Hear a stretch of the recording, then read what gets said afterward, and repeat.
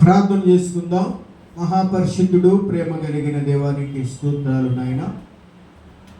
ఇప్పటి వరకు నాయన నీ సన్నిధిలో నీ బిడ్డలు నాయన ఆరాధించారు, స్తుతించారు, గణపరిచారు ప్రభువా.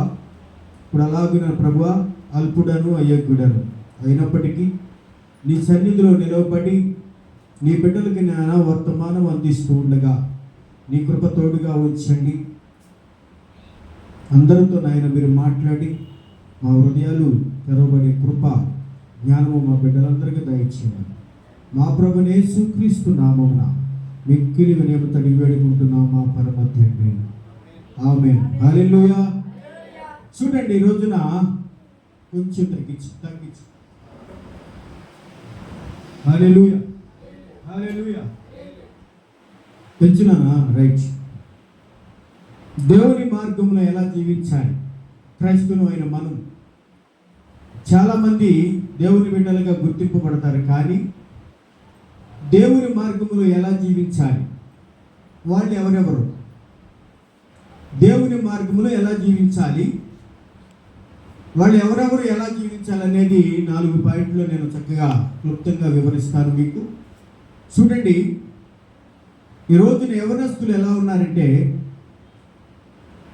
దేవుని మార్గంలో ఎలా జీవించాలో తెలియట్లా. యవనస్తులకి రక్షించబడుతున్నారు, దేవుని వైపు చూస్తున్నారు, కానీ దేవుని పిలుపుని అందుకొని యవనస్తుడు ఎలా ఉండాలో తెలియని రీతిలో జీవిస్తున్న ఈ సమాజంలో మనం ఉన్నాం. సంవత్సరాలు తరబడి సంవత్సరాలు వాక్యం ఉంటున్నాము, కానీ యవన కాలంలో దేవునిని ఎలా వెంబడించాలనేది చాలామందికి తెలియట్లేదు. రక్షించబడుతున్నారు, దేవుని బిడ్డలు అనిపించబడుతున్నారే, కానీ దానికి తగిన ఫలమైన జీవితం జీవించలేని పరిస్థితుల్లో మనం ఉంటున్నాం ఈరోజు.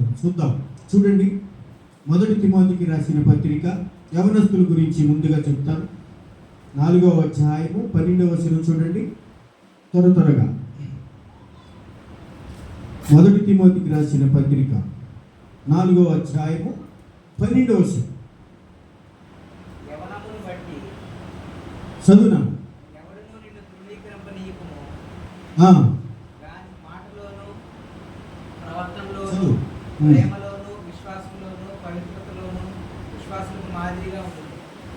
చాలు. యవనస్తుడు ఎలా ఉండాలంటే ఇప్పుడు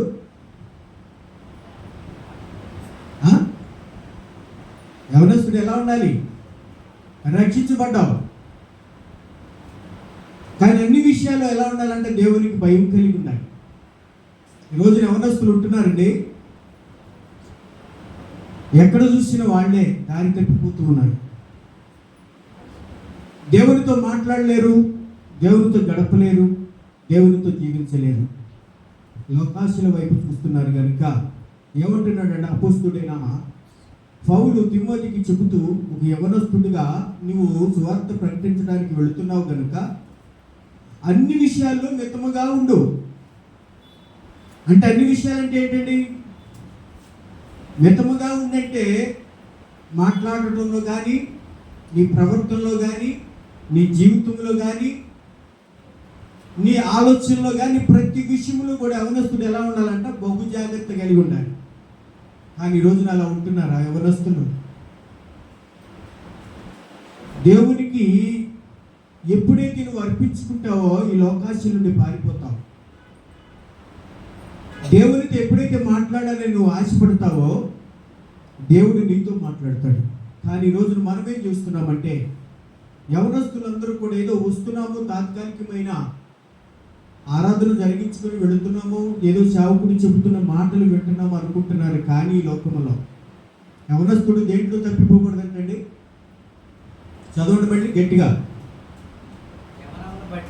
నీ యవనమును బట్టి ఎవడును, ఒక్కసారి అక్కడ ఏమనుందంట, నీ యవనమును బట్టి ఎవరు నిన్ను తృణీకరించకూడదు, అపార్థం చేసుకోకూడదు. ఏమని? ఈ యవనస్తుడు రక్షించబడ్డాడు కనుక దేవునికి లోబడి కుటుంబానికి దేవునితో సరి సంబంధముగా జీవిస్తున్నాడు కనుక ఇటువంటి కుమారుడు యవనస్తుడు నాకు కావాలి అని అనిపించాలి సమాజంలో. కానీ మనమేం చేస్తున్నాం ఈ రోజున? నీ యవ్వనాన్ని బట్టి తృణీకరించబడుతున్నావు. బాప్తిసం తీసుకున్నాడు, దేవునిలో రక్షించబడ్డాడు, దేవుని మందిరానికి వెళుతున్నాడు. కానీ దేవుని మందిరములో చేయవలసిన పనులు కనిపించట్లా ఈ రోజున యవనస్తుల మధ్యలో. ఆ యవనస్తుల మీదే అపవాది వాడబడుతుందండి. అందుకని బహు జాగ్రత్త కలిగి ఉన్నాడు యవనస్తుడు. దేవుని మందిరానికి వచ్చినప్పుడు నీ యవనం బట్టి, నీ కంటి చూపును బట్టి, నీ ప్రవర్తనను బట్టి, నీ ఆలోచనను బట్టి, నీ జీవితాన్ని బట్టి తీర్పు ఉంటుంది. జాగ్రత్త అని లేఖనాలు చెబుతున్నాయి. తర్వాత నీ మాట, నీ ప్రవర్తనలోను, నీ ప్రేమలోను, విశ్వాసములోను, దేంట్లంట పవిత్రతలోను, విశ్వాసములు మాదిరిగా నువ్వు జీవించాలి యవనస్తుడు. చూసారండి, వాడు యవనస్తులు ఎంతమంది ఉన్నారు ఇక్కడ? మ్యాక్సిమం 10 మంది ఉంటారండి. అవునా? యవనస్తులతో మాట్లాడుతున్నప్పుడు నిన్ను నేనందరము కూడా సరి చేసుకోవాలి. ఏమని? ఈ రోజున నా మాటలో కానీ, నా చూపులో కానీ, నా ప్రవర్తనలో కానీ, ప్రేమ చూపించడంలో కానీ బహు జాగ్రత్త కలిగి ఉండమంటుంది సమాజంలో. కానీ యవనస్తులు అలా ఉంటున్నారు ఈ రోజున. ఎక్కడ చూసినా దారి తప్పిపోతున్నారు. క్రైస్తవులు అనిపిస్తున్నారే కానీ దారి తప్పు అంటే అపవాదికి చూపిస్తూ ఉన్నారు. అంటే హృదయంలోనికి నీ వాక్యము వెళ్ళట్లా, దేవుని మాటలు వెళ్ళట్లేదు కనుకనే మనమందరము కూడా దారి తప్పిపోయే వారంగా ఉంటున్నారు యవనస్తులు ఈరోజు. యవనస్తులంట రాజ్యాన్ని పరిపాలించాలంట. ఏ రాజ్యమో తెలుసా? దేవుని రాజ్యం. దేవుని రాజ్యములో నువ్వు పరిపాలకుడిగా ఉండాలి. కానీ ఈ లోకంలో ఏం చేస్తున్నామంటే చిన్న ఉద్యోగం చేసుకోవాలి, 6 రోజులు కష్టపడాలి, 7వ రోజున చేతనైకి మందిరంలోకి రావాలి. ఇదేగా మనం నేర్చుకుందామా యవనస్తులు? చూడండి, యవనస్తులు ఎలా ఉండాలో అపోస్తలుడైన పౌలు తిమోతికి చక్కగా చెప్పాడు. దేనికి పంపించినప్పుడు చెప్పాడు ఆ మాట?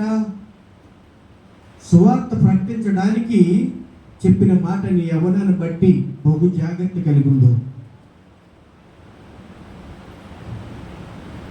నీ కంటి చూపే కానీ, నీ ప్రవర్తనే కానీ, నీ ఆలోచన కానీ బహు జాగ్రత్త కలిగి ఉండాలి. కానీ మనమేం చూస్తూ ఉంటామంటే ఫోన్లు ఆడుతూ ఉంటాం. సేవకుడు ఇక్కడ నిలబడి వాక్యం చెప్తున్నప్పుడు మన పని ఏంటంటే ఫోన్ తీసి ఆడటమే. అప్పుడు ఎలా నువ్వు అపవాదికి చిక్కబడకుండా ఉంటావు? అందుకని బహు జాగ్రత్త కలిగి వినాలి వాక్యము. నువ్వు దేవుని మార్గములు ఎలా జీవించాలంటే చక్కగా చెప్పేశాడు అపోస్తలుడైన పౌలు. యవనస్తుడు ఎలా ఉండాలి?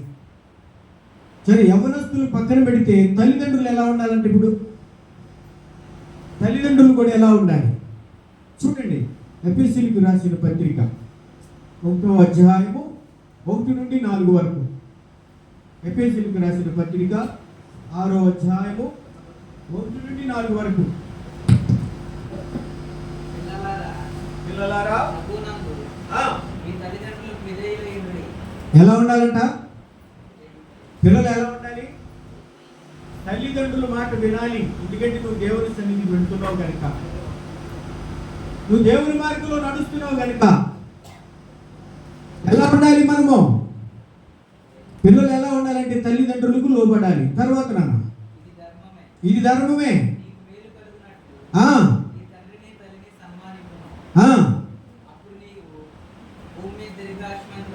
అది తల్లిదండ్రుల పట్ల కూడా నువ్వు బహు జాగ్రత్త కలిగి ఉండాలి. ఈ రోజున తల్లిదండ్రులు కూడా ఏం చేస్తున్నారో తెలుసా? బిడ్డలను పట్టించుకోక వాళ్ళు వస్తే వస్తారులే లేకపోతే లేదులే అనుకొని నీ వరకే బైబిల్ తీసుకుని వస్తే కుదరదు. నువ్వు రక్షించబడి అనేక మందిని కుటుంబాలతో పాటు కుటుంబాలు కట్టబడాలి. ఫ్యామిలీతో వచ్చిన వాళ్ళు ఎవరైనా ఉన్నారు ఇక్కడ? ఫ్యామిలీతో వచ్చిన వాళ్ళు ఎవరైనా ఉన్నారు ఇక్కడ? అందరూ సింగిలేగా. మరి కడమ వాళ్ళందరూ ఏమైపోయారు? అదే దేవుని వాక్యం నువ్వు వినాలి అంటే నీకు ఎప్పుడైతే అర్థమవుతుందో నీ సేవకుడు చెప్పింది, నీ కుటుంబాన్ని కూడా తోడుకొని తీసుకొస్తావు. అపవాది చిక్కల్లో పడకుండా, అపవాది శోధనలో చిక్కబడకుండా, అన్ని విషయాల్లో మితముగా మాట్లాడుతూ, అందరిని గౌరవిస్తూ మనం దేవుని సేవలో ఉండాలి, దేవుని పనిలో ఉండాలి, దేవుని మందిరంలో గడపాలి ఆదివారం వస్తేననేది జ్ఞానం వస్తుందండి కుటుంబంతో వస్తే. ఈ రోజున అన్ని మందిరాలు అంతేనండి, కుటుంబంతో రారు. తల్లిదండ్రులు బిడ్డలు ఎక్కడికి వెళ్తున్నారో నీకు తెలియదు, నాకు తెలియదు. నీ భర్త ఎక్కడికి వెళ్తున్నాడో మీకు తెలియదు, నాకు తెలియదు. అన్ని విషయాల్లో కూడా మనం ఎలా ఉంటామంటే నేను సరిపోతుందిలే, ఆశీర్వాదాలు వస్తే అనుకుంటాం. కాదండి, కుటుంబంతో గడపాలి. ఒకరాను మందిరానికి వస్తే ఒకరాను సినిమాకి వెళ్తూ ఉంటారు, ఒకరాను మందిరానికి వస్తే ఇంకొకళ్ళను ఏదో డ్యూటీకి వెళ్తూ ఉంటారు. ఇది కాదండి క్రైస్తవత్వం. తల్లిదండ్రులు అయిన మనము మన కుటుంబాన్ని కాపాడుకోవాలి. కుటుంబాన్ని ఎప్పుడైతే నువ్వు సరిదిద్దుకుంటావో నీ కుటుంబంలో అన్ని మేలులు చూస్తావు. ప్రియ సభ్యులు,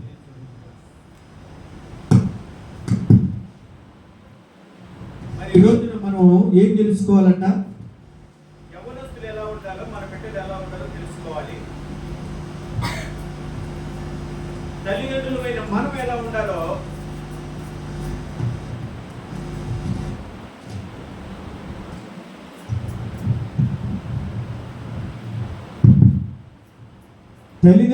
మనం ఎలా ఉండాలో రెండో పాయింట్గా తెలుసుకోవాలి.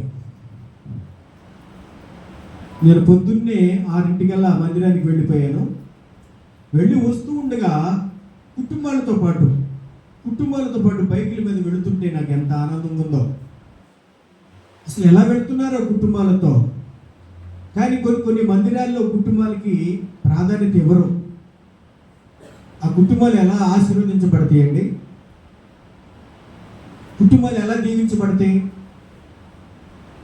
మన బిడ్డలు, మన మనవళ్ళు, మనవరాళ్ళు, మన భర్త మనకెప్పుడు కూడా మందిరంలో రావాలి. ఈ రోజున దేవుని మార్గంలో ఎలా జీవించాలో తెలియట్లే చాలా మందికి.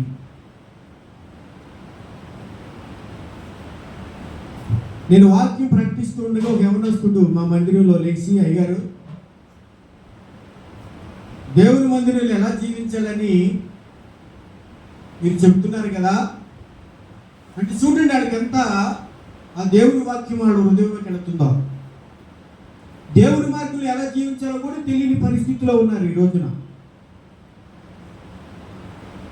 మరి ఏం చేస్తుంది సమాజం? ఏం నేర్చుకుంటుంది దేవుని వాక్యం? సంఘాలతో వెళుతున్నాము కానీ కుటుంబాలు కట్టబడట్లేదండి. కుటుంబాలు కట్టబడాలంటే కుటుంబం అంతా ప్రార్థించాలి. అందుకని యవనస్తుడు బహు జాగ్రత్తగా ఉండాలి, తల్లిదండ్రులు కూడా బహు జాగ్రత్తగా ఉండాలి. చూడండి, 3వ మాట కూడా చూపిస్తాను. రోమాపత్రిక 12వ అధ్యాయము 10వ వచనం. రోమాపత్రిక 12వ అధ్యాయము 10వ వచనం. సహోదరుల ప్రేమ విషయంలో ఒకరిని ఒకడు, ఘనత విషయంలో ఒకరిని ఒకరు గొప్పగా ఎంచుకోవాలంట. ఆగునాను, ఏమనుంది ఇక్కడ? మీ పాస్టర్ గారు ఎవరికైనా కొంచెం ప్రాధాన్యత ఇచ్చాడు అనుకోండి, మీరు ఏమనుకుంటారు? ప్రేమ ఉంటుందా? ఆయనకైనా ఇచ్చేది మాకు కూడా ఇవ్వడా అంటే ప్రాధాన్యతగా కోరుకుంటారే తప్ప, నేను వచ్చాను, దేవుని వాక్యం విన్నాను, దేవునితో మాట్లాడాను, నా జీవితాన్ని సరిచేసుకున్నాననే ఆలోచన లేదు ఈ రోజున. ఎవరికి వాడికి ఏం కావాలంట? హెచ్చించుకునే తనం కావాలి. అందుకే అపవాదికి చిక్కపడుతున్నాం మనం. ఇక్కడేమనుంది? మళ్ళీ చదువు నాన్న. సహోదరి ప్రేమ కలిగి ఒకరి యందు ఒకరు అనురాగం కలిగి ఉండాలి. దేవుని మందిరంలో ఒకరినొకరు గొప్పగా ఎంచుకోవాలి. దేవుని బిడ్డలుగా మనం ఎలా ఉండాలంట? ఒకరినొకరు ఘనతగా ఎంచుకోవాలి. ఆ ఘనతను బట్టే మన మందిరానికి ఆశీర్వాదాలు వస్తాయండి. మందిరానికి వచ్చిన తర్వాత నువ్వు బయటికి వెళ్ళిపోయిన తర్వాత నీ సంఘస్థుడు ఎవరైనా కనిపించారు అనుకోండి, వందనాలు చెప్తారా? ఒకరినొకరు గణపరచుకోవటం అంటే ఏంటి? కొన్ని మీ సేవకుడు కనిపించినప్పుడు అని పెడతారా? అంటే నేర్చుకోవాలి, కొన్ని ఘనతలు మనమే తెచ్చుకోవాలి. దేవునిని ఎప్పుడు కూడా నువ్వు గణపరిచేవారుగానే ఉండాలి. దేవుని సన్నిధిలో మనం కూడా గణపరిచేవారంగా ఉండాలి. దేవుని మాట వింటేనే కానీ నీకు ఆ ఘనత రాదు. కానీ మనమేం చేస్తూ ఉంటామంటే విన్నట్టే ఉంటాం. చూడండి, యెహెజ్కేలు గ్రంథము 33వ అధ్యాయము 31వ వచనం చూడండి, గట్టిగా చదువునానండి. యెహెజ్కేలు గ్రంథము 33వ అధ్యాయము 31వ వచనం.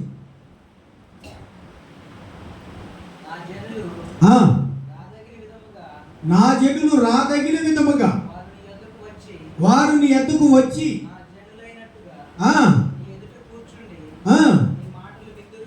విందురు గాని వాటిని అనుసరించి అది ఏం చేస్తారంట? మనం ఇప్పుడు వస్తారు, మందిరానికి వస్తారు, కానీ విన్నట్టే ఉంటారు. వాక్యం చెబుతున్నప్పుడు వినినట్టే ఉంటారు, కానీ వాళ్ళు ఏం చేయరంట? వినరు. రాదగిన విధంలో వస్తారంట. అంటే ఏంటది? నువ్వు మందిరానికి వస్తున్నావా, లేకపోతే సినిమాకి వెళుతున్నావా, పార్కుకి వెళుతున్నావా? రాదగిన విధంలో రారంట. ఏంటని? అలంకరించుకుని వస్తారు దేవుని మందిరానికి. కానీ ఇక్కడే ఉన్నారు, వస్తారు కానీ దేవుని మాటలు విన్నట్టే ఉంటారు, కానీ వాళ్ళ హృదయంలోనికి వెళ్ళవు. ఎందుకంటే వినరు కనుక. నా జనులు అన్నాడు అక్కడ. నా జనులు రాదగిన విధంలో వస్తారే కానీ నా మాటలైతే వినరు. చూసారండి, వస్తావు, ఎందుకు టైం వేస్ట్ చేసుకుంటావు? అంతే. నీవు వాక్యం విన్నావంటే నీ కుటుంబానికి వెళ్ళి బోధించాలి. మనం ఆ కుటుంబానికి వెళ్ళి మనం ఏం చెప్పాలి? ఈ రోజున దేవుని వాక్యం ఇలా సరిచేసింది, సేవకుని ద్వారా నాకు ఈ మాటలు తెలుసుకున్నాను, మన కుటుంబం అంతా మారాలి అనే జ్ఞానం కలిగి ఎప్పుడైతే నువ్వు జ్ఞానాన్ని ఆలోచిస్తావో దేవుడు అప్పుడు మనకి అన్ని ఆశీర్వాదాలు ఇస్తాడు. కుటుంబాలు కట్టబడట్లేదంటే ఏంటి దానికి అర్థం? ఏమండి, ఈ రోజున కుటుంబాలు కట్టబడట్లేదంటే అర్థం ఏంటి తెలుసా మీకు? ప్రార్థన లేదు. ప్రార్థన అయిపోయినాక ఇంటికి వెళ్ళేసి బైబిల్ పక్కన పెడతావు. నీ బిడ్డలతో, నీ కుటుంబంతో సంభాషిస్తావా? ఆలోచిస్తావా? వారి కొరకు ప్రార్థన చేస్తావా? సంఘం ఎప్పుడు కూడా ముందు తన కుటుంబం కోసం కన్నీరు విడవాలి, తర్వాత సంఘం కొరకు కన్నీరు విడవాలి, సేవకుల కొరకు కన్నీరు విడవాలి, సమాజం కోసం కన్నీరు విడవాలి. కానీ మనం ఏం చేస్తున్నామంటే ఈ మందిరానికి రాని వారి గురించి ఎక్కువ ప్రార్థన చేస్తాం. నా భర్తను దీవించయ్యా, మా అమ్మాయిని దీవించు, మా అబ్బాయిని దీవించు అంటావు, కానీ వాళ్ళు నీ మందిరంలో ఉంటారు. అందుకని తల్లిదండ్రులుగా మనం యవ్వన కాలం మందు నువ్వు పట్టబడినప్పుడు, తల్లిదండ్రులుగా మనం ఉన్నప్పుడు బహు జాగ్రత్త కలిగి దేవునితో ప్రయాణం చేయాలి. అప్పుడే దేవుడు పరిశుద్ధాత్మతో మనల్ని మాట్లాడుతూ ఉంటాడు. హల్లెలూయా. దేవునితో మాట్లాడాలి. సంఘస్థులంటే వర్షిప్ చేస్తున్నారు, దేనికి చేస్తున్నారు? ఓ పాట పాడుతున్నారు, ఏం చేయాలి? నుంచోండి అమ్మా, చప్పట్లు కొట్టండి అంటవేనా? నిన్ను నువ్వు పరవశించాలి. పక్కవారితో సంబంధము లేకుండా, ఏజ్తో సంబంధము లేకుండా నిన్ను నువ్వు పరవశించాలంటే పరిశుద్ధాత్మతో తాకబడాలి. చాలామంది ఈ రోజున ఆ ప్రార్థన లేక కుటుంబాలు కట్టబడట్లా. కుటుంబాలుగా వస్తున్నారంటే దేవుని మీద ఆసక్తి, కుటుంబాలుగా రాకుండా ఉంటున్నారంటే అక్కడ ప్రార్థన లేదు. జాగ్రత్త. మనం ఎప్పుడు కూడా ప్రార్థించే వారంగా ఉండాలి. దేవుని మందిరంలో, నీ గృహంలో ప్రార్థించాలి, దేవుని మందిరంలో ప్రార్థించాలి. అప్పుడే నువ్వు ఏది అడుగుతావు అది దేవుడు మనకి అన్నీ కూడా సమృద్ధికి ఇస్తాడండి. అలాంటి జీవితాన్ని కోరుకోవాలి. మనం అసలు ఎక్కడికైనా దేవుని మార్గంలో ఎలా జీవించాలని ఎక్కడికైనా వెళ్ళి ప్రార్థన చేయమన్నావు అనుకోండి, పాస్టర్ గారు ప్రార్థన చేయమంటే నాకు రాదులంటే ఇంకోటి చేయమన్నట్టు, అవునా కదా? ఎందుకని? నీకు ప్రార్థన లేదు, ప్రార్థన నేర్చుకోవాలని ఆసక్తి లేదు, దేవుని వాక్యం వినాలని నీలో ఇంట్రెస్ట్ ఉండాలి. ఆశ ఉండాలి, ఆశ. అప్పుడు దేవుడు నీతో మాట్లాడుతూ ఉంటాడు. ఏమని? నువ్వు ఎలా దేవుడి మార్గంలో జీవించాలో, ఎలా నడవాలో, నీ కుటుంబాన్ని ఎలా కట్టుకోవాలో, సంఘంతో ఎలా ఉండాలో తెలియపరుస్తూ ఉంటుంది వాక్యం. అందుకే సమాజంలో వెళుతున్నప్పుడు అపోస్తలుడైన పౌలు తిమోతికి ఒక మాట చెప్పాడు. ఏమని? అన్ని విషయాల్లో మితముగా ఉండు, మాట్లాడే విషయంలో బహు జాగ్రత్త కలిగి ఉండు, నీ ప్రవర్తన విషయంలో బహు జాగ్రత్త కలిగి ఉండు, అన్ని విషయాల్లో తగ్గించుకొని ఉండు సేవలో. యవనస్తుడు ఎలా ఉండాలంటండి? ఈ సంఘ బిడ్డలందరూ కూడా ఎలా భావించాలి? ఒక యవనస్తుడు ఇక్కడ నిలబడి పడుతున్నప్పుడు బ్రదర్ అనాలి, సహోదరుడు అనాలి. అలా జీవించి కలిగి ఉండాలి. మనమందరము కూడా దేవుని బిడ్డలము గనుక, దేవుని సంబంధము గనుక ఒకరినొకరు దేవుని ప్రేమ కలిగి ఉండాలి. అదే దేవుని మార్గం. దేవుని మందిరానికి వస్తున్నావు కానీ ఎలా వినాలో తెలియదు, ఎలా మన జీవితాన్ని సరి చేసుకోవాలో తెలియదు. ఏదన్నా ఒక్కసారి సేవకుడు మాట్లాడుతూ ఉంటాడు. ఏమని? వాక్యము మాట్లాడుతున్నప్పుడు నా జీవితం గురించే మాట్లాడాడు ఆయన, నా కుటుంబం గురించే మాట్లాడాడని అలిగి వెళ్ళిపోయేవాడు చాలామంది ఉన్నారు. నీతో మాట్లాడుతున్నప్పుడు నీ జీవితాన్ని కట్టుకో, నీ కుటుంబాన్ని కట్టుకో, దేవుని సన్నిధిలో పెనుగులాడు. దేవుడు మనల్ని ఎలా ప్రేమిస్తున్నాడో తెలుసుకో. అప్పుడే కట్టబడతాయి కుటుంబాలు, అప్పుడే ఆశీర్వదించబడతాడు. సంవత్సరాల తరబడి సంవత్సరాలు మందిరానికి వస్తారు కానీ మనలో ఎదుగుదల ఉండదండి. ఎదుగుదల ఉంటుందా? ఎందుకని? ఆశీర్వాదం కలిగిన ప్రార్థన జీవితం లేదు మనలో. ఆశీర్వాదం అంటే ఎప్పుడు కూడా నువ్వు కన్నీరు విడవాలి. ఇందాక అన్నగారు మాట చెప్పాడు. ఏమని? ఎవరమ్మా చనిపోయింది? ఎవరు? ఆవిడ శుక్రవారము, ఆదివారము, నేను శనివారం వస్తాను అయ్యారని ఒక తీర్మానం తీసుకున్నాను. ఎల్లారేమైపోయింది? మరి బ్రతికినంత కాలం నువ్వేం చేస్తున్నావు, నేనేం చేస్తున్నాను? ప్రియ సహోదరి సహోదరుడా, ఈరోజు నీ కావాలంటాడు దేవుడు, నా ప్రాణము నీ ప్రాణం కూడా. ఉన్నంత కాలము దేవునితో సహవాసం కలిగి ఉండు, కుటుంబాలను కట్టుకోవడానికి ప్రయాసపడు, ఎదుటి వారి కొరకు ప్రార్థన చేయడానికి వేగిరపడు. అది లేఖనాలు చెబుతున్నాయి. చావుకుడు ఇంత నిలబడి చెబుతున్నాడంటే దాన్ని నువ్వు గ్రహించే శక్తి నీలో రావాలి. ఈ వాక్యం అందించడానికి నేను ఎన్ని కిలోమీటర్ల నుంచి వచ్చాను తెలుసా మీకు? గన్నవరం నుంచి ఇక్కడికి వచ్చేసరికి ఎన్ని కిలోమీటర్లు ఉంటుందన్నా? అక్కడి నుంచి ఇక్కడికా? సరే 55, 60 అన్ని కిలోమీటర్ల నుంచి ఇక్కడికి ఎందుకు వచ్చాను నేను? నా సంఘంలో వెళ్ళాను, వాక్యం బోధించాను, బళ్ళారాధించాను. మళ్ళా ఎందుకంటే కుటుంబాలు కట్టాలి, దేవుని వాక్యము ద్వారా కుటుంబాలు కట్టాలి. ప్రియ సహోదరి సహోదరులారా, దేవుని సేవ ఎంతో దూరమైన వెళ్ళిపోవాలి, అది భారం అనుకోకూడదు.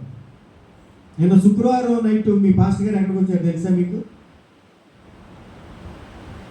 బాంబే కాలనీ నుంచి వాక్యం బోధించి వచ్చారు. బాంబే కాలనీ అంటే విజయవాడ. అంటే సేవకుడు ఎప్పుడు ఏదో రకంగా వెళ్ళిపోతూనే ఉంటాం. అది ఎంత దూరం అనేది చూడము, ఎంత భారం అనేది కూడా చూడము. కుటుంబాలు కట్టబడాలి, యవనస్తులు మారాలి, తల్లిదండ్రుల ప్రవర్తన మారాలి. తల్లిదండ్రుల ప్రవర్తన అంటే ఏంటి తెలుసా? నీ కుటుంబాన్ని నువ్వు కట్టుకో. ముందు ఎప్పుడు కూడా నువ్వు వస్తున్నావు అంటే నీ వెనకాల నీ భర్త, నీ బిడ్డలు ఉండాలి. అప్పుడే నువ్వు ఆశీర్వదించబడతావు. సమాజంలో ఆశీర్వాదం లేదంటే కేవలం కుటుంబంతో రాకపోవటమే. అందుకే బైబిల్ గ్రంథంలో మాట ఉంటుంది. ఏమని తెలుసా? అందరూ కూడా తిరుగుబాటు చేసి దేవుని నమ్మనన్నప్పుడు యెహోషువ ఏమంటాడో తెలుసా?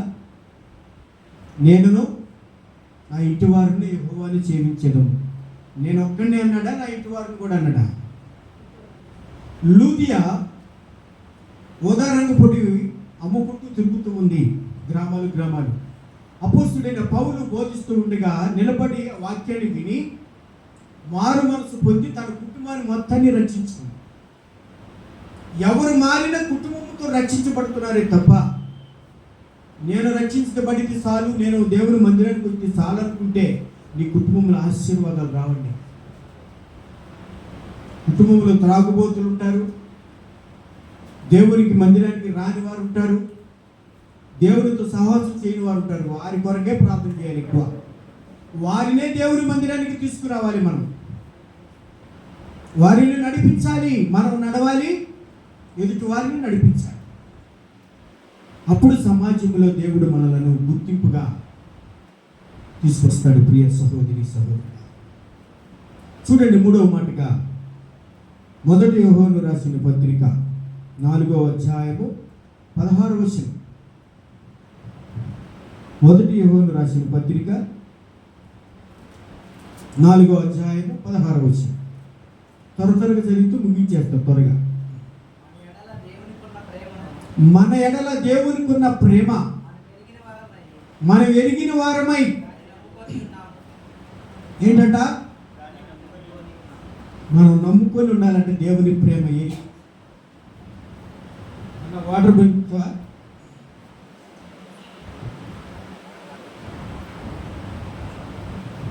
దేవుని ప్రేమ ఎరిగి ఎలా ఉండాలంట, చదువు. మన ఎడల దేవునికున్న ప్రేమను మనం ఎరిగిన వారమై దాన్ని నమ్ముకొని ఉన్నాం. ఇప్పుడు మన భవిష్యత్తు ఎలా ఉండాలంటే, ఇప్పుడు దేవుని ప్రేమను నమ్ముకొని ఉన్నాం కనుక ఎలా ఉండాలంటే, మనము దేవుని ప్రేమను పొందుకోవాలి. దేవుని నమ్ముకుంటున్నావు కానీ దేవుని ప్రేమను పొందుకోలేని పరిస్థితుల్లో ఉంటుంది సమాజం. నమ్ముకున్నట్టే ఉంటున్నావు కానీ దేవుడు మనల్ని ప్రేమిస్తున్నాడు, మనం దేవుని దగ్గరికి వెళ్ళట్లా. దేవుని దగ్గరికి వెళ్ళకపోతే ఆశీర్వాదాలు ఎలా వస్తాయండి? దేవుని ప్రేమను ఎలా కనపరుచుకుంటాం మనం? దేవుడు మనల్ని ప్రేమిస్తున్నాడు కానీ మనం కూడా దేవునిని ప్రేమించాలి. నీ దరిద్రతను కొట్టివేస్తాడు, నీ ఆర్థికతమైన సమస్యలు కొట్టివేస్తాడు. కానీ మనం ఏం చేస్తున్నామంటే ఇనువారులాగానే ఉంటున్నాము కానీ ఫలించేవారిగా ఉండలేని పరిస్థితి, ఫలింపులోనికి రాలేని పరిస్థితి. వస్తున్నావు వెళుతున్నావు, నీ వలన లాభమేమి లేదు దేవుడికి. అనేక మంది కొరకు నువ్వు ప్రార్థన చేయి, సంఘ కట్టుబాటులకు లోబడు. సంఘానికి వచ్చినప్పుడు ముందుగా మోకరించి ప్రార్థన చేయి సంఘ బిడ్డల కొరకు. అప్పుడు నీ కుటుంబం కొరకు దేవుడు ఆశీర్వాదాలతో నింపుతాడు. ప్రియ సహోదరి సహోదరులారా, కానీ మనకి తెలియక మనం ఏం చేస్తూ ఉంటామంటే వారి కుటుంబంతో కనిపించాలి. వారి కుటుంబంతో కనిపించకపోతే ఊరుకోను, 2వ రోజు నేను ఫోన్ చేసి కేకలేస్తాను. ఎందుకంటే కుటుంబము ముందు ప్రాముఖ్యం సంఘానికి. ఒక కుటుంబంలోనే 12 మంది వస్తారు నాకు. ఒక కుటుంబం, తల్లి, తండ్రి, బిడ్డలు, బిడ్డలు, వాళ్ళ భర్తలు, వాళ్ళందరూ కలిసి ఒక 12 మంది ఒక పక్కన కూర్చుంటారంటే వాళ్ళ కుటుంబంలో ఎవరు రాకపోయినా ఫోన్ చేసి మరీ రప్పిస్తా. ఎందుకంటే కుటుంబము ఎప్పుడైతే కలిసి వాక్యం వింటుందో, దేవుని సన్నిధిలో దేవుని మాటలు వింటుందో, అప్పుడు వాళ్ళలో సాతాను మృగం ఉండదండి. మంచి ఆలోచనమైన మాటలతో కూడి ఒకరినొకరు సమాధానం పడి కుటుంబాన్ని కట్టుకుంటారు.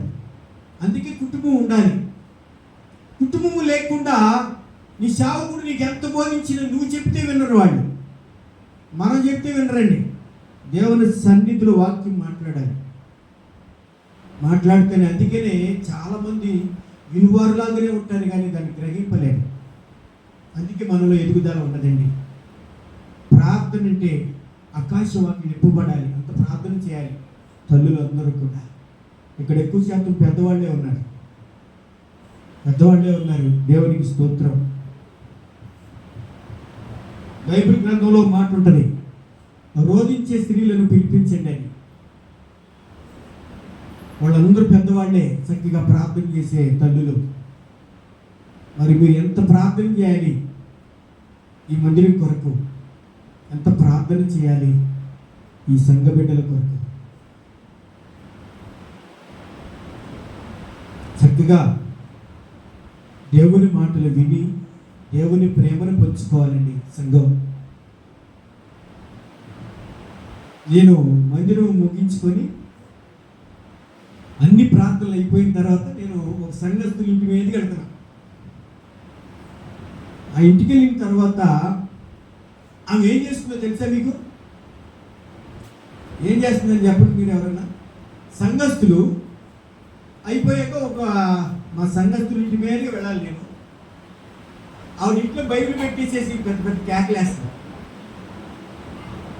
నేను అప్పుడే వెళ్తున్నా. ఆపి ఏంటి కేకలేసిన అమ్మాయిని బండి ఆపేశాను. నా వెనకాల మా అమ్మగారు పాస్టమ్ గారు ఏమంటుందంటే, అయ్యగారు నీకు ఎందుకు వాళ్ళ విషయాలు పదాలు కాదు, ఇప్పుడు దాకా ఆమె ఏమైంది, నేను చెప్పింది ఏమైంది. అయితే వినలేదు కాబట్టి నేను ఇంట్లోకి వెళ్తానని వాళ్ళు ఆపి మరి ఇంట్లోకి వెళ్ళాను. అమ్మో అయ్యగారు వచ్చేసారని గబా బైబిల్ ఎక్కడ పెట్టిందో తెలుసా? మంచం మీద విసిరేసింది. అక్కడ పరిస్థితి ఎలా ఉందంటే ఆయన ఫుల్గా తాగొచ్చున్నాడు. అది ఆమె కోపం వచ్చి భర్తలు తిరుగుతూ ఉంది. ఆ తిరిగి విధానంలో నేను అక్కడికి వెళ్ళిన తర్వాత వెంటనే బండాపి వెళ్ళి లోపలికి వెళ్ళాము. తిట్టమాకు ప్రార్థన చేయి. ఇప్పుడు దాకా విన్నావు కదా దేవునిని ఎలా వెంబడించాలో. దేవుని మాటలు విని కూడా ఇంటికి మా నోరు పారేసుకుంటున్నట్టు అయ్యగారు అది కాదమ్మా తప్పు. నీ ప్రవర్తన, నీ ఆలోచన, నీ నడక, నీ మాట తన భర్తని మార్చాలే కానీ కఠినం అవ్వకూడదని చెప్పి మరలా వచ్చాను. ఎందుకంటే చాలామంది వాక్యం వింటారు కానీ వాక్యానుసారమైన జీవితాన్ని ఎన్నుకోలేరు. దానికి లోబడలేని పరిస్థితి ప్రభావం ఎదురుగా ఉంటున్నా కూడా నువ్వు సరి చేసుకోవాలి. అప్పుడే దేవుడు నీతో నాతో మాట్లాడతాడు. నువ్వు పెట్టిన మొర్ర బైబిల్ గ్రంథంలో ఏం మాట్లాడుతుంది? నిజముగా మొరపెట్టు వాడి పక్షమున మరి ఏదడిగినా నేను వారి పక్షమున యుద్ధం చేస్తా, ఉత్తరం ఇస్తా, జవాబునిస్తా. నువ్వు అడిగితే నీ కుటుంబ పరిస్థితులు మార్చగలిగిన దేవుడు మన దేవుడు. ఈ మధ్యలో ఒక పాట వచ్చింది తెలుసా కిరణ్ నీకు? ఏ పాట అది? ఏదైనా చేయగలడు, ఏదైనా మార్చగలడు దేవుడు. అది ఎంత ఇట్టయిపోయిందో పాట. ఇంకొకటి వచ్చింది తెలుసా?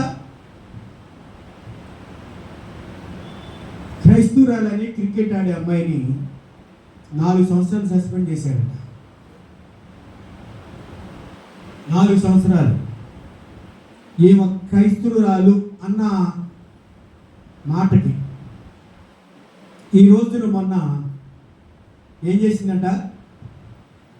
ప్రపంచానికే గొప్ప పేరు తెచ్చింది. ఆవిడ ఏం చెప్పిందో తెలిసి ఇంటర్వ్యూలో, నా దేవుడు గొప్ప దేవుడు, నేను క్రైస్తవురాలిని,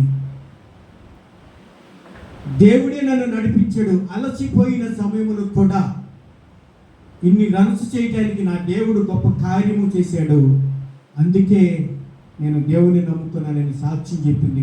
కోట్ల మంది మధ్య జనాలు. క్రైస్తవుడికి అంత బలం ఉంది కానీ తెలుసుకోవట్లా క్రైస్తవుడు. నేను బలహీనురాలను అనుకుంటున్నానే తప్ప సమాజంలో నాకు ఎంత శక్తి ఉందో, దేవుడు ఎంత ప్రేమనిచ్చాడో. దేవుడిని ప్రేమించలాగానే ఉంటావు కానీ ఆ హృదయములు లేకపోతే నువ్వు అడిగింది ఏది చేయడండి నీ దేవుడు. నా దేవుడు కూడా నేను ఒకటే ప్రార్థన చేశాను, అయ్యా ఇక్కడ త్వరగా ముగించుకొని త్వరగా అన్న ఫోన్ చేయక మునుపు నేను అక్కడ ఉండాలి. ఆయన ఏం చెప్పాడు తెలుసా? నాకు పెద్ద రథాలే కడతానన్నా నీకు ఎదురు వచ్చేవాళ్ళకి, నీకు కొంతమందిని అక్కడ పెడతాను నీకు అన్నాడు. తీరా చూసేది ఒకళ్ళు లేరు అక్కడ. ఉన్నారా? అయ్యి నేనే పూర్తి చేయకూడదు, ఎవరు మనకు రాకూడదు ఎదురు. వాళ్ళు దేవుని ఆరాధిస్తూ ఉండాలి, మనం అక్కడికి వెళ్ళిపోవాలి అంతే. ఒక్కసారి వచ్చాను మీ మందిరానికి, అది మీరు ఎవరు లేరు, వచ్చి చిన్న ప్రార్థన చేసి వెళ్ళాను, అదే గుర్తు పెట్టుకున్నాను, వచ్చేసాను. హల్లెలూయా. దేవుడే నడిపిస్తాడు. అందుకొరకు మనం ఏం చేయాలంటే ప్రతి విషయంలో దేవుని యందు భయభక్తులు కలిగి ఉండాలి. ఎప్పుడైతే నువ్వు దేవుని మందిరానికి వచ్చి మోకరించి ప్రార్థన చేస్తావో అనేకమైన ఆత్మలు వస్తాయండి. ఒక అమ్మాయి బళ్ళారాలు ఇచ్చినప్పుడు వచ్చింది. ఇచ్చేసి ముగించేసి లేదు ఇక నీకు వచ్చే నెల అని చెప్పేశాను. ఎందుకని? ఇవాళ ఇచ్చాననుకోండి, రేపు మళ్ళా అదే టైంలోకి వస్తుంది ఆవిడ. లేకపోతే అక్కడికి నువ్వు వెళ్ళానో తీసుకో, కానీ నేను అయిపోయింది. దేవుడు మాట్లాడే సమయంలో దేవుడితో మాట్లాడాలి. దేవుడు ఇచ్చిన సమయంలో దేవుడితో గడపాలి. ఒక సేవకుడు ఒక టైం అన్నాడంటే టయానికి ఉండాలండి. మరి వాళ్ళందరూ 10ంటికి వచ్చి ఉంటే నేను ఇక్కడికి వచ్చేవాడిని ఈ రోజున. నేను త్వరగా ముగించాను. ఈ రోజున ఎంతమంది వచ్చి ఉంటారు మీరు గెట్ చేయగలరా? నా సంఘంలో 40 మంది ఉంటారు. 40 మందిలో ఈ రోజున ఎంతమంది వచ్చారు మీకు తెలుసా?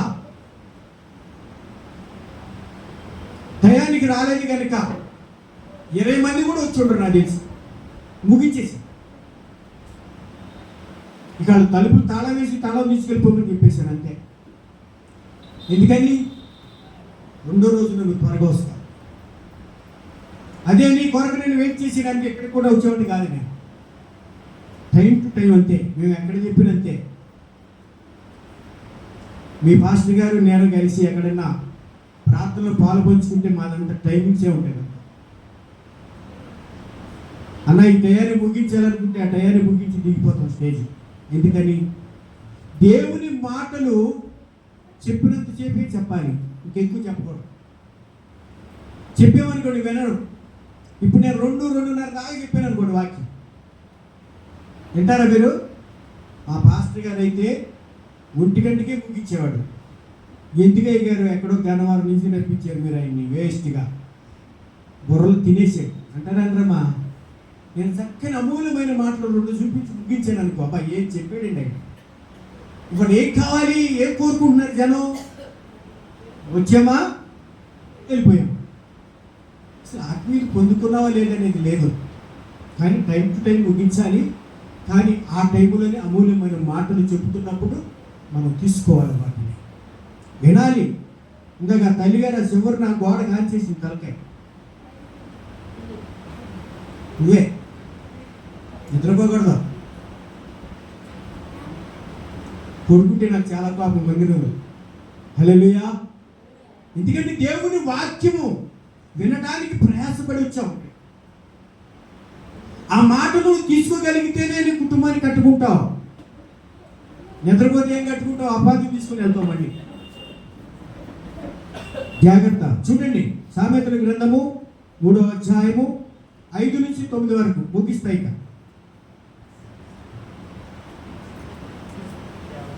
సామెతల గ్రంథము 3వ అధ్యాయము 5 నుండి 9 వరకు చదవండి గట్టిగా.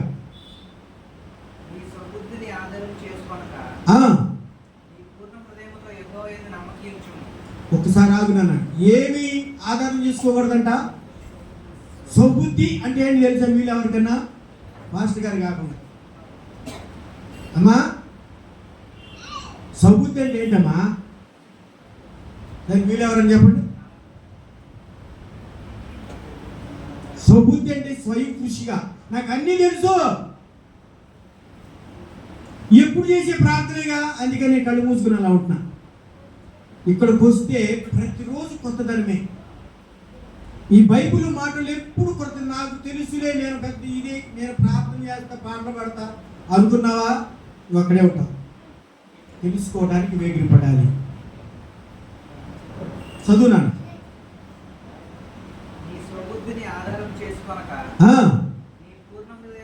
నీ పూర్ణ హృదయముతో యెహోవా యందు నమ్మిక ఉంచాలి.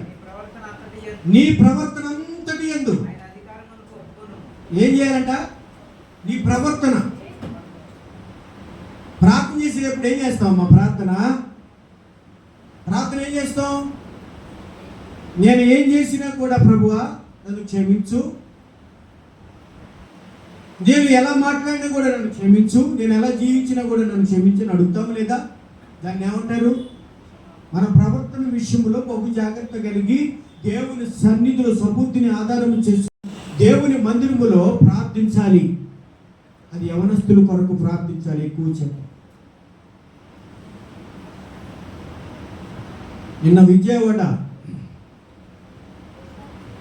యవనస్తులు కోర్టుకు వచ్చారు. అన్న నీకు తెలుసా వాళ్ళు యవనస్తులు కోర్టుకి ఇద్దరు వచ్చారు. వాళ్ళు ఎవరో తెలుసా? అన్న చెల్లి. వాళ్ళు ప్రేమించుకున్నారట. ఏంటి అందరూ నోటి మీద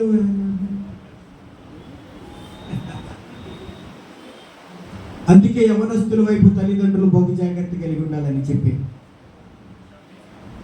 దానిని బట్టి యవనస్తుల గురించి చెప్పించాయి. తల్లిదండ్రులు ఏం చేస్తున్నారు ఇప్పుడు చెప్పండి? నిన్న విజయవాడ కోర్టుకి తీసుకొచ్చారు వాళ్ళిద్దరిని.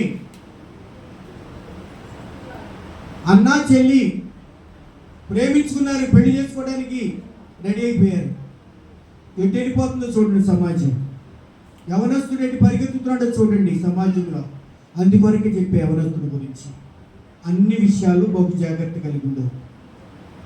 నీ యవ్వనాన్ని బట్టి, నీ చూపును బట్టి, నీ ప్రవర్తన బట్టి, నీ జీవితాన్ని బట్టి, నీ ఆలోచనను బట్టి, నీ ప్రవర్తనలో బహు జాగ్రత్త కలిగి ఉండాలంట యవనస్తుడు.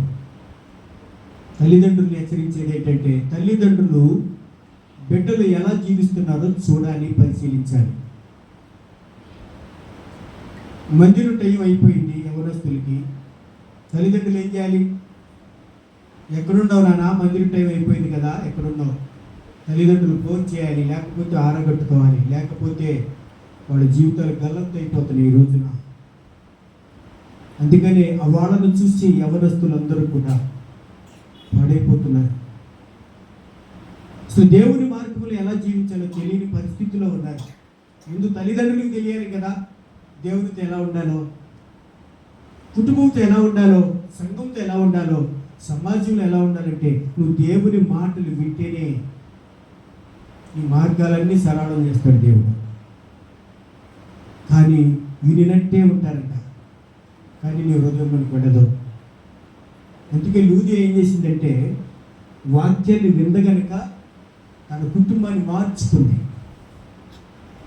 అందరిని దేవుని వైపు నడిపించింది. అది ప్రార్థన బలం. దేవుని మాట వినటం, దేవుని మార్గంలో జీవించటం. చాలామంది వింటారే కానీ వాక్యాన్ని అర్థం చేసుకోలేని పరిస్థితులు ఎదురవుతూ ఉంటాయి. అప్పుడు ఎలా నీ కుటుంబం కట్టబడుతుంది? ప్రియ సహోదరి సహోదరులారా, దేవుని మాటకి లోపడండి, దేవునితో సహవాసం చేయండి. అప్పుడు దేవుడు మన మార్గాలన్నీ సరళం చేస్తాడు. హల్లెలూయా. చివరిగా ఒక మాట, ద్వితీయోపదేశకాండము 6వ అధ్యాయము 7-8 వచనాలు చదవండి. ద్వితీయోపదేశకాండము 6వ అధ్యాయము 7-8 వచనాలు ముగిస్తాయి.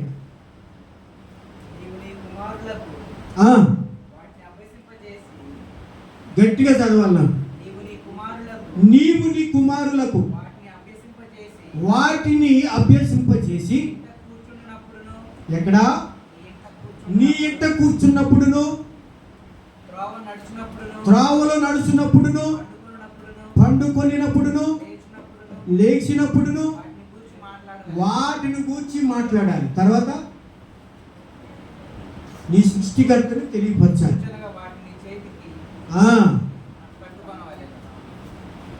ఇలాంటి మాటలు ఉండాలి యవనస్తులకి. నీ కుటుంబంలో ఎలాంటి మాటలు ఉండాలి? బహు జాగ్రత్త కలిగి ఉండాలని సృష్టికర్తని ఎప్పటికప్పుడు తెలియపరచాలి. ఇప్పుడు యవనస్తులు ఉన్నారు ఎంతమంది వాళ్ళ దగ్గర బైబిల్ ఉన్నాయి? నాకు చెప్పండి. బైబిల్ లేదు యవనస్తుల దగ్గర. ఎలా తెలుస్తుంది? నీ ఎక్కడ ఏ వాక్యం ఉందని ఎలా తెలుస్తుంది మీకు?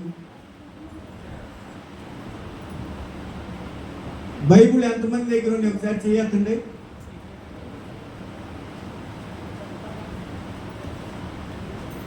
అయ్యారు ముగ్గురేనట. హల్లెలూయా. అంటే యవనస్తుల దగ్గర ఎవరి దగ్గర లేదా? కిరణ్, ఏది? బైబిల్ ఉండాలి, బైబిల్ ఉండాలి. పాటలు పాడితే కుదరదు, ఇక్కడ ప్రార్థన చేస్తే కుదరదు. దేవుని వాక్యాన్ని ధ్యానించాలి. హల్లెలూయా. అదే చెప్తున్నా, ఒకటి ఉంటే ఒకటి ఉండదని. వచ్చిన కానీ చూస్తున్నా ఒక్కడే చదువుతున్నాడు కానీ వేరేవాడు చదవట్లా. మీకు రాదా బైబిల్ చదవటం? మరి ఎందుకు చదవట్లా? పోటీ పడాలి. ఆ సంఘంలో 4 చదువుతారు పోటీ పడి. 4 ఒకరు చదివిన తర్వాత ఇంకోటి చదివి ఇంకోటి చదువుతూ ఉంటారు. అలా చదివిస్తానే.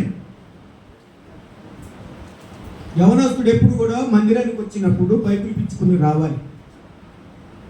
బైబిల్ ఉండాలి. అప్పుడే నీకు పరిశుద్ధ గ్రంథం అంటే ఏంటో తెలుసుద్ది. కాలేజీకి వెళ్ళినట్టు వస్తున్నారా మీరు మందిరానికి? జేబులు చేతులు పెట్టుకొని. అయితే మీ అయ్యగారు ఏమో అన్నారనుకుంటా నాకు తెలిసి. హల్లెలూయా. అమ్మ, దేవుని మందిరానికి వచ్చేటప్పుడు పరిశుద్ధ గ్రంథాన్ని మోసుకొని రావాలి. అదే ఆశీర్వాదము మన కుటుంబాలకు. ఇప్పుడు నువ్వు వస్తున్నావంటే వీళ్ళు పరిశుద్ధులు కనుక పరిశుద్ధ ఆదివారం మందిరానికి వెళ్తున్నారని నిన్ను గుర్తిస్తాడండి దేవుని బిడ్డని. నువ్వు కాలేజీకి వెళ్ళినట్టు జేబులో చేయబెట్టుకుని వచ్చి డైలీ సినిమాకి వెళ్తాడు అనుకుంటాడు. జాగ్రత్త. పాట పుస్తకం ఉండాలి, బైబిల్ ఉండాలి. నువ్వు మందిరానికి వచ్చినప్పుడు రాగానే చేయాల్సిన యవనస్తులు కుర్చీలో కూర్చోకూడదు. కూర్చోవచ్చా? ప్రార్థన అనగానే మోకరించాలి యవనస్తులు. కాళ్ళ ప్రార్థన నేర్చుకోవాలి. యవనస్తులు ప్రార్థనే సంఘానికి ఆశీర్వాదం. తల్లులు ప్రార్థన, భారం కలిగి తల్లులు ప్రార్థన చేస్తే సంఘం విస్తరిస్తుంది. అలా ఉండాలి. సేవకుడు పడుతున్న ప్రయాసకి మనము కూడా తోడవ్వాలి. అప్పుడే సంఘము ఆశీర్వాదకరంగా మార్చబడుతుంది. మరి ఈ రోజున ఎంతమంది ప్రార్థిస్తూ ఉన్నారు? అర్థమవుతున్నాడు. ఇది లేకపోతే నీ చేతిలో నువ్వు క్రైస్తవుడు కాదు. నువ్వు దేవుని మందిరానికి వచ్చేటప్పుడు ఇది లేకపోతే నువ్వు క్రైస్తవురాలు కాదు. తెలుసుకోవాలి. ఈ చిన్న బిడ్డలు వచ్చారనుకోండి, చిన్న బైబిల్ ఉంటుందిగా, చిన్న బైబిల్ అనే పని. మీరు కొనే స్తోమత లేదా? లేకపోతే కొనే స్తోమతని కూడా కొనుక్కోలేదా? చెప్పండి, నేను రేపు సాయంత్రానికి బైబిల్ పంపిస్తాను మీకు. హల్లెలూయా. ఎందుకంటే బైబిల్ ఉండాలి క్రైస్తవుడికి. ఎక్కడికి వెళ్ళినా దీన్ని ఎంత దూరం వెళ్ళినా మోసుకు వెళ్ళాలండి. అప్పుడే పరిశుద్ధాత్మ దేవుడు మనకు తోడు. దేవుని వాక్యం మనం బ్రతికిస్తుందండి. ఆ వాక్యము ద్వారా జీవితాలు కట్టబడుతున్నాయి. కానీ మనమేం చేస్తున్నామంటే దీనిని మోసుకు రావడానికి భారంతో సిగ్గుపడుతూ ఉంటారు చాలామంది. బైబిల్ తీసుకురావడానికి సిగ్గుపడతారండి. అసలు ఇది నిన్ను బ్రతికిస్తుందని నీకు తెలియదు. చదివితే కదా దానిలో ఉన్న ఏంటో మీకు అర్థమవుతుంది. బైబిల్లో ఉన్న విలువేంటో మీకు అర్థం అవ్వాలంటే ప్రతిరోజు బైబిల్ చదవండి. హల్లెలూయా. నేను రోజు వాక్యాలు పెడుతూ ఉంటా. వాక్యం పెట్టి ప్రార్థన చేస్తా. ఎంతమంది చూసారో చూస్తా. చూడని వాళ్ళకి మళ్ళీ ఫోన్ చేస్తా. ఆ రకంగా దేవుని వాక్యం వింటారని, దేవుని వాక్యము చదువుతారని. మరి ఈ రోజున యవనస్తులు ఎక్కువగా ఉన్నారు తల్లులతో పాటు. మరి సంఘం చక్కగా కట్టబడుతుంది కనుక ఈ సేవకుడి భారాన్ని మనం అందరం కూడా అర్థం చేసుకొని ఇంకా సంఘము కొరకు, అనేకమైన ఆత్మల కొరకు యవనస్తులు దారి తప్పిపోకుండా దేవుని సన్నిధిలో దేవుని మార్గములు ఎలా జీవించాలో తెలుసుకోవాలి. ఈ రోజున బల్లకి చిత్తపడ్డ వారు ఎంతమంది ఉన్నారండి? బళ్ళారాధనకి ఎంతమంది ఉన్నారు? యవనస్తులు ఎవరు లేరా? చేతులు లేట్లేదేంటి? లేపాలి. నేను మీకంటే ముండోడిని. చేతులు లేపుదాం అందరం. ఎవరు బళ్ళారాధనకు ఉన్నారు? ఈ రోజున తీసుకోవడానికి చిత్తపట్టు కలిగి ఉన్నారు. చూడండి, వాళ్ళకు కొన్ని మాటలు చూపిస్తా. 1 కొరింథీయులకు రాసిన పత్రిక 11వ అధ్యాయము చూడండి, 27 నుండి 31 వరకు గట్టిగా చదవాలి ఈ మాట. బల్లకు చిత్తపడ్డ వారందరూ వినాలి గట్టిగా. 1 కొరింథీయులకు రాసిన పత్రిక 11వ అధ్యాయము 27 నుండి 31 వరకు చదవాలి గట్టిగా. కాబట్టి ఎవడైనా అయోగ్యముగా ప్రభు యొక్క రొట్టెను తినో ఆ, వాడు ప్రభువు యొక్క ఆ, శరీరమును గూర్చియు ఆ, రక్తమును గూర్చియు ఆ. అపవాది యగును. ఏమవుతాడట? అయోగ్యముగా తీసుకున్న ఎడల ఆయన శరీరము ఆయన రక్తము తీసుకున్న ఎడల ఏమవుతాడంట? అపరాధి. అంటే నీవు ఈ నెల మొత్తము చేసిన అపరాధములన్నీ ఒప్పుకోవాలి. నువ్వు బలలో పాలు పంచుకున్నప్పుడు ఎవరైనా నోటితో కానీ చూపుతో కానీ ప్రవర్తనలతో కానీ ఎక్కడైనా పొరపాటు పడిన ఎడల ఆ బల్లా శరీరము రక్తము దాన్ని తీసుకుంటున్నప్పుడు నీలో క్షమాపణ రావాలి. వెంటనే అన్నింటినీ విడిచిపెట్టకుండా అయోగ్యంగా తీసుకుంటే దేవునికి నచ్చదంట. చదువునాను ఇంకా. కాబట్టి ప్రతి మనుష్యుడు తమ్ము తాము పరీక్షించుకోవాలి. ఆ రొట్టెని తిని అది ఏం చేయాలంట? మనం పరిశీలన చేసుకోవాలి. అలా చేసుకోకుండా తింటే ఏమైపోతారో తెలుసా? రోగులను, బలహీనులను మరణానికి కూడా దారి తీస్తుందంట. జాగ్రత్త. బళ్ళారదులు అంటే మాటలు కాదండి. దేవుని శరీరము దేవుని రక్తము భుజిస్తున్నామని ఇది రొట్టెని యోచించక, ఇది ద్రాక్ష రసం అని యోచించక, దేవుడు ఇచ్చిన ఈ బలలో పాలు పంచుకుంటున్న నన్ను ఈ నెల మొత్తము చేసిన ప్రతి అపరాధముల నుండి నన్ను కాపాడు ప్రభు అని తన్ను తాను తగ్గించుకొని ప్రార్థన చేసి తీసుకోవాలి. అయోగ్యంగా తీసుకోకూడదంటండి. పాపములు పడిపోతాం. దేవుడు క్షమాపణ కూడా ఇవ్వడంట. రోగులైపోతాం. అందుకని మనము బలలో పాలు పంచుకునేటప్పుడు అందరూ వ్యక్తిగతంగా 2 నిమిషాలు ప్రార్థన చేసుకోవాలి. ప్రార్థన అనగానే కళ్ళు మూసుకొని దేవుని సన్నిధిలో అది తీసుకుంటున్నప్పుడు భయభక్తులు కలిగి తీసుకోవాలి. బల్లారాధన అప్పుడే నీ ఎముకలకు సత్తువ, నీ శరీరానికి బలం. మళ్ళీ బలలో పాలు పంచుకునేంత వరకు దేవుడే అనారోగ్యం రాకుండా, ఏ ఇబ్బంది మనకు కలగకుండా కాశీ కాపాడుతాడండి. ఏముంది మన శరీరంలో? ఏముందండి మన శరీరంలో? ఆయన శరీరము రక్తము ఉంది కనుక మనం ఎక్కడ బలహీనమైపోకుండా ఆయన రక్తము మనల్ని పోషిస్తూ నడిపిస్తూ ఆరోగ్యంగా ఉంచడానికి మనలను పోషిస్తుంది. మన శరీరంలో ఏ బలహీనత దరి చేరకుండా మనం రక్షిస్తూ ఉంటుంది.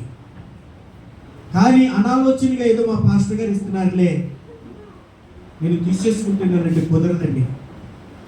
తను తగ్గించుకోవాలి. అయోగ్యంగా తీసుకోకుండా భయభక్తులు కలిగి తీసుకోవాలి.